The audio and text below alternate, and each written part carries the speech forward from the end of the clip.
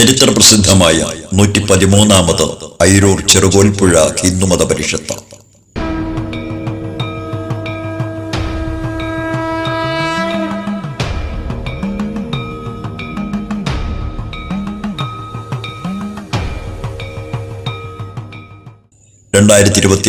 ഫെബ്രുവരി 2 മുതൽ 9 വരെ വിദ്യാധിരാജ നഗറിൽ അയിരൂർ ഹിന്ദുമത മഹാമണ്ഡലം ആതിഥ്യമരുളുന്ന ദക്ഷിണേന്ത്യയിലെ ഏറ്റവും വലിയ സനാതന ധർമ്മമേള.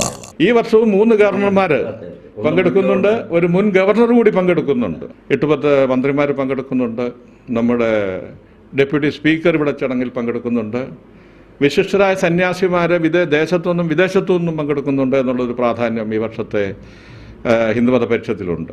ആത്മീയ പ്രഭാഷണങ്ങൾ, പാരായണങ്ങൾ, പൊതുസമ്മേളനങ്ങൾ, സെമിനാറുകൾ. ഹിന്ദുമത പരിഷത്ത് ഫെബ്രുവരി 2 മുതൽ 9 വരെ. ഇങ്ങനെ ഒരു പ്രസ്ഥാനം ഉടലെടുക്കുന്നുണ്ട്. ഇത്ര വർഷത്തെ പാരമ്പര്യമുണ്ട്.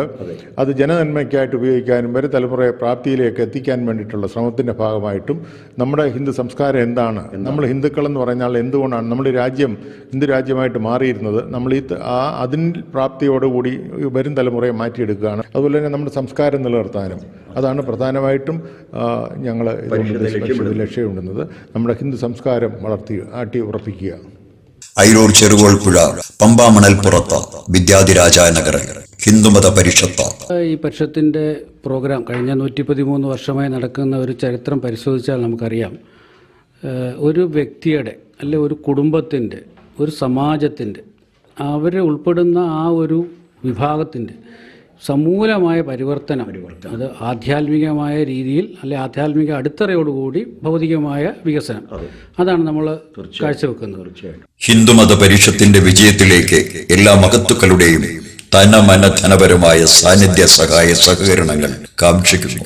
ഈ സംഗമഭൂവിലേക്ക്, ഈ പരിഷത്തിലേക്ക് ഹിന്ദുമത മഹാമണ്ഡലത്തിൻ്റെ പേരിൽ ഞങ്ങൾ ക്ഷേത്ര മീഡിയ ഏവരെയും സ്വാഗതം ചെയ്യുന്നു, ക്ഷണിക്കുന്നു.